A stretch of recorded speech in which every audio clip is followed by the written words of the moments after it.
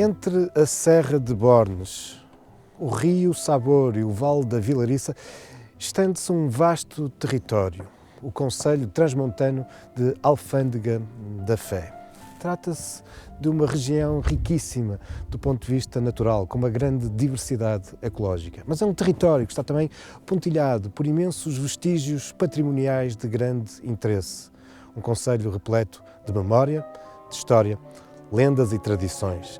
E para estas muito contribui o próprio topónimo, a designação da sede do concelho, Alfândega da Fé, onde muitos querem ver, de um ponto de vista tradicional, uma origem árabe, Alfândega. Desse ponto de vista, a origem do povoado remontaria ao domínio muçulmano, alguns no século VIII ou no século IX. E se não se trata de um povoado que resulta de uma ocupação efetiva de mouros, pelo menos de moçárabes, isto era, de cristãos sob o domínio, sob a administração árabe.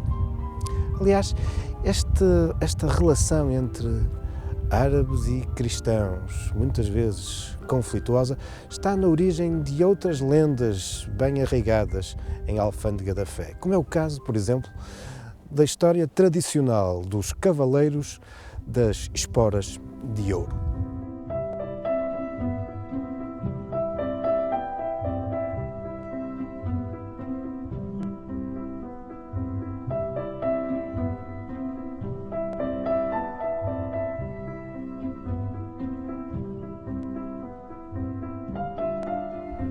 Em 2005, na sequência da organização de um simpósio de pintura, diversos artistas plásticos produziram este vasto painel retratando tradições, histórias e lendas da região. E entre elas vamos encontrar uma alusão à lenda dos cavaleiros das esporas douradas. É uma obra de Rogério Ribeiro, com a colaboração de Armando Lopes. Trata-se, de resto, de uma das últimas obras deste grande mestre. E aqui podemos ver exatamente os principais motivos dessa lenda, que nos diz que, durante o tempo do domínio árabe na região, existia aqui um malvado emir que não abdicava do seu direito de pernada em relação às jovens cristãs. O que é isso do direito de pernada? Enfim, quando uma jovem cristã se casava, a primeira noite deveria ser passada com o emir. Isso provocava, obviamente, o descontentamento e a infelicidade das jovens e de todos os cristãos que foram suportando durante muito tempo essa exigência do emir, mas acabaram por se rebelar, acabaram por se revoltar contra isso. Pegaram nos seus utensílios, nas suas ferramentas e foram enfrentar o emir e os seus soldados. Era, obviamente, uma luta desigual, mas a vontade de vencer e de derrubar o malvado emir alentou muito o espírito dos cristãos. Um confronto que tem lugar num local hoje pertencente ao concelho de Macedo Cavaleiros, vizinho, em Balsamão. Aliás, do confronto resultou uma enorme chacina, que também, segundo a tradição, está na origem do topónimo Chacim, também aí existente. Mas a vitória dos cristãos só foi possível porque, entretanto, pediram o apoio, o auxílio de 200 cavaleiros famosos que se localizavam exatamente em Alfândega, os cavaleiros das esporas de ouro. Foram eles que foram decisivos para derrotar o emir e os seus homens, o emir que acabaria mesmo por ser morto. Isto marcava também o definitivo início do fim do domínio árabe na região e Alfândega tornava-se também numa terra de fé cristã.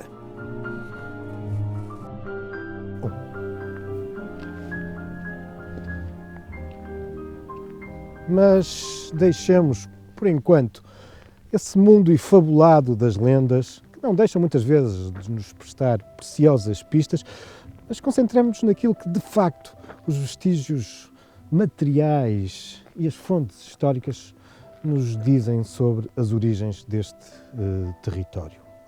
Ao longo das últimas décadas, e muito especialmente nestes últimos anos, fruto das investigações decorrentes da construção da barragem do Sabor, a arqueologia veio revelar um grande conjunto de sítios arqueológicos que atestam uma muito antiga ocupação e exploração deste território por parte de comunidades humanas. Aqui atrás de mim encontra-se o Castelo de Picões, onde até a olho nu são visíveis as estruturas de um povoado da proto-história, da Idade do Ferro. Mas muitos outros locais têm sido identificados e imenso espólio arqueológico tem sido recolhido. Machados polidos, necrópoles, isto é, locais de enterramento. Um grande conjunto também de materiais romanos têm sido detectados em vários locais, como por exemplo num espaço muito interessante que é o Cabeço, onde se encontra o Santuário de Nossa Senhora dos Anúncios. Afinal, estamos perante um território onde são abundantes os vestígios desde a pré-história, passando pela época de dominação romana até à Alta Idade Média, que entre nós se caracteriza primeiro pela intervenção e ocupação dos suevos e visigodos e, mais tarde, pelo domínio árabe.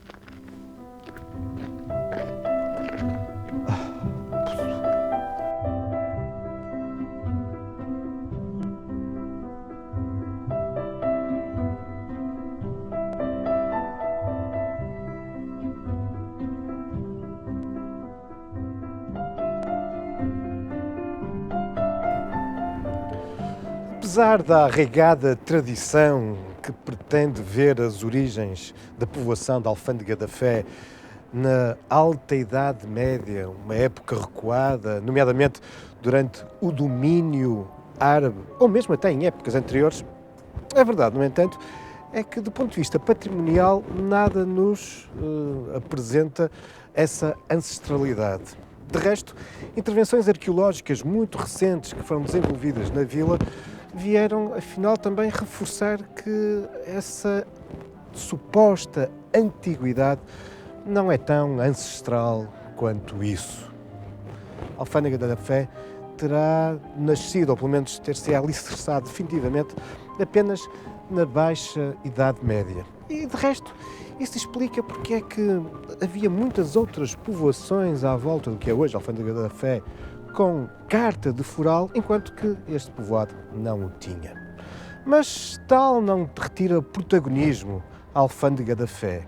Antes, pelo contrário, isto vem demonstrar que estamos perante um povoado que se vai alicerçar fundamentalmente e ter um papel importante na Baixa Idade Média, num novo contexto, que é o do aparecimento do Reino de Portugal.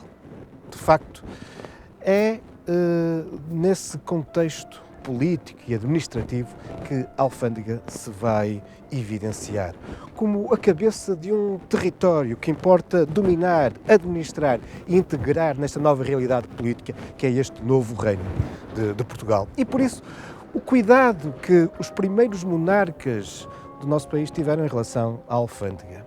Particularmente o rei Dom Dinis. Aliás, um dos primeiros donatários da Alfândega é exatamente um seu filho, um filho ilegítimo, Dom João Afonso. É também Dom Dinis que em 1294 atribui, agora sim, uma carta de foral à Alfândega, reconhecendo-a exatamente como a cabeça de um importante território. E logo no ano seguinte, em 1295, carta de feira, o que confere também uma grande importância a este território.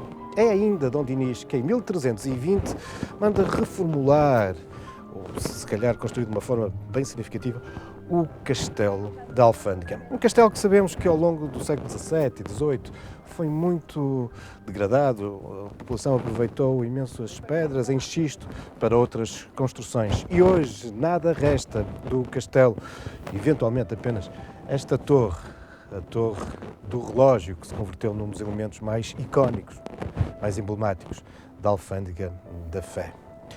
Mas, durante a Idade Média, muitas outras povoações à volta continuavam a ter um papel importante. Caso, por exemplo, de Santa Cruz de Vilariça ou de Valverde.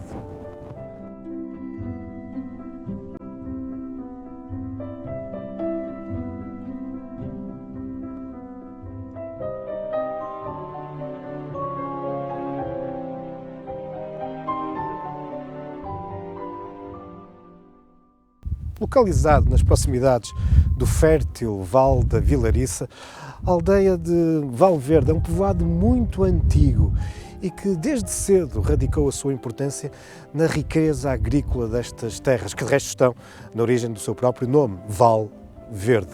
Um povoado que está também associado à produção do bicho da seda, das amoreiras e, obviamente, da seda, que, como veremos, vai ter um papel importante na história de Alfândega da Fé. Mas Valverde é também a terra natal de uma personagem envolta em alguma lenda e envolta de milagres. Frei João Hortelão. É um homem que de início é um pastor, um homem muito devoto, mas o seu patrão não o autoriza a ir à missa. Vai mesmo proibir o barqueiro de o transportar para o outro lado do rio para ele poder ir à igreja.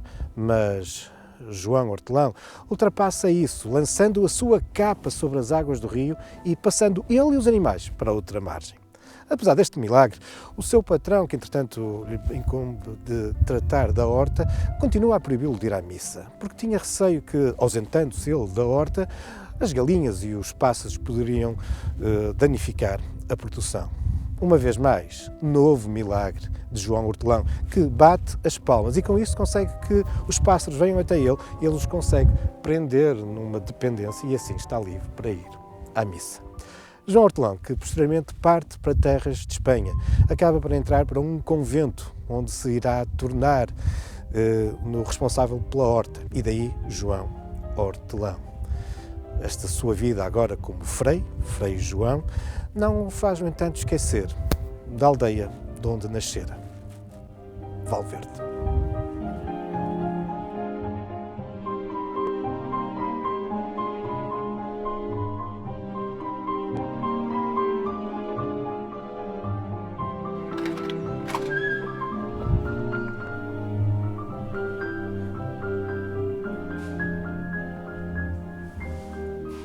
De facto, Dom Frei João Hortelão não se vai esquecer da sua terra natal e, segundo a tradição, das terras espanholas vai enviando para Valverde, aqui para a igreja da sua aldeia, alguns objetos litúrgicos, muitos dos quais valiosos.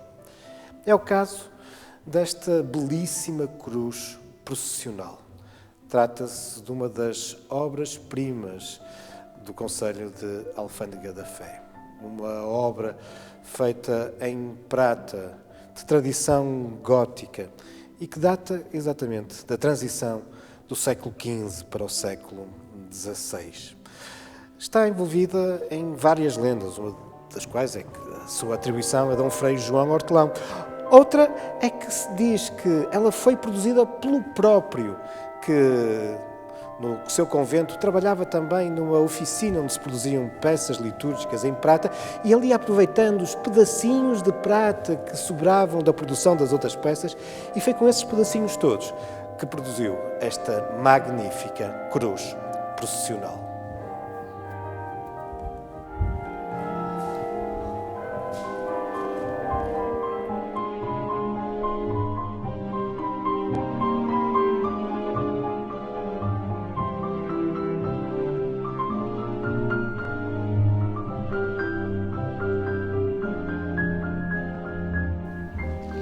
Nesse século XVI, quando essa preciosidade, essa verdadeira obra-prima da ourivesaria chegou à igreja de Valverde, é também a época em que se começa a fixar em Trás-os-Montes uma família dos Távoras, que se irão tornar os todo-poderosos senhores de Trás-os-Montes, incluindo os senhores de Alfândega da Fé.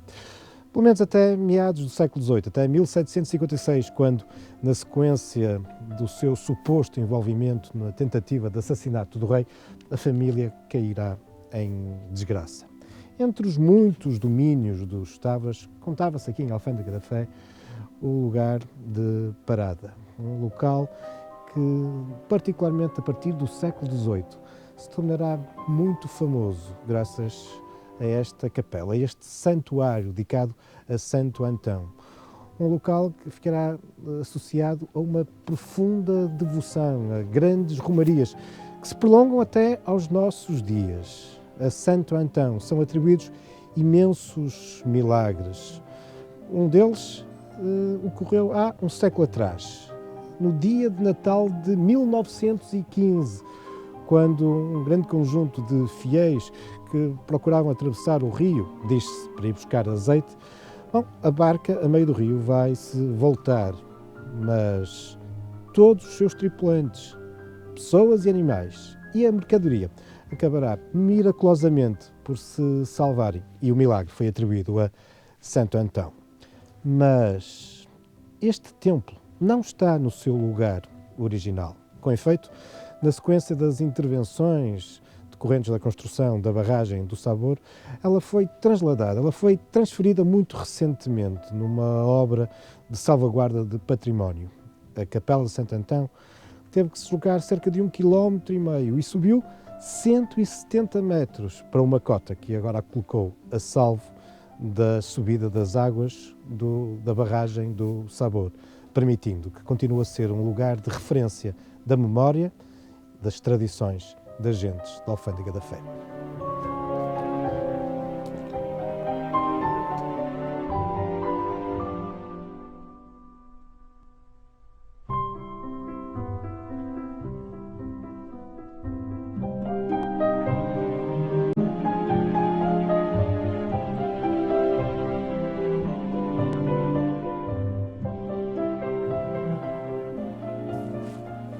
Igualmente do século XVIII é a Capela de São Bernardino, localizada numa elevação da freguesia de Gebelim. Trata-se de um imóvel barroco que se encontra classificado pelo Estado como imóvel de interesse público. E é de facto uma belíssima peça. Até aos inícios do século XX, esta capela foi um dos santuários de peregrinação mais concorridos na região. Havia uma fortíssima crença de que São Bernardino era um santo protetor dos espíritos malignos. Embora uma inscrição, uma porta lateral, nos apresente a data de construção da capela de 1741, é muito provável que aqui já existisse anteriormente uma capela mais pequena, mais modesta, que alicerçou, enraizou esta forte devoção. Do ponto de vista artístico, o interesse desta capela centra-se fundamentalmente aqui, na Capela Mor, onde os retábulos laterais e o altar são marcados pelo barroco, mas muito particularmente o interesse prende-se com as pinturas, as belíssimas pinturas que aqui nos apresentam diversas cenas e personagens bíblicas, incluindo nos caixotões do teto cenas da vida do santo.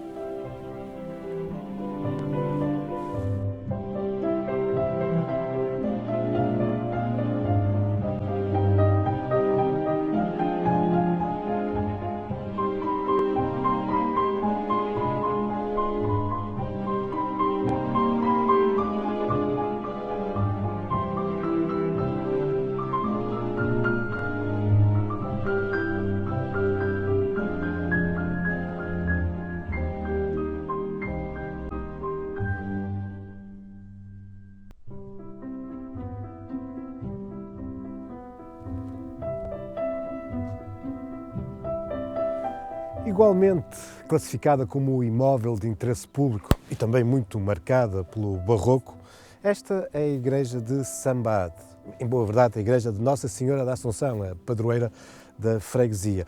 Uma povoação muito antiga. Existem documentos que a referem já no século X, ou seja, antes ainda do ano 1000. E por isso, esta não é a igreja primitiva de Sambade.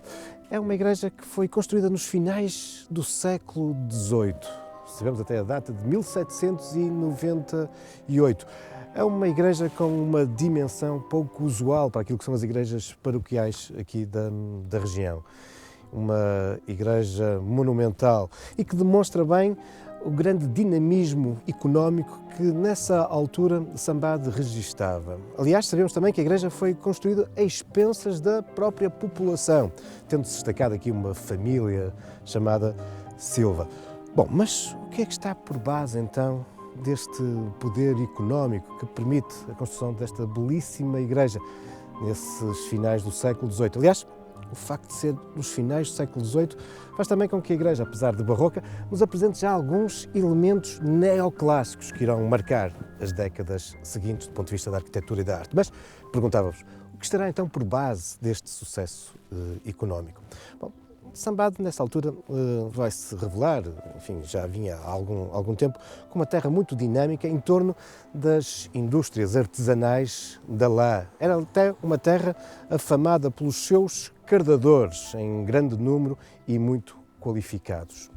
Mas, no final do século XVIII, um outro tipo de indústria artesanal têxtil vinha também emergindo e afirmando-se aqui, na Alfândega da Fé.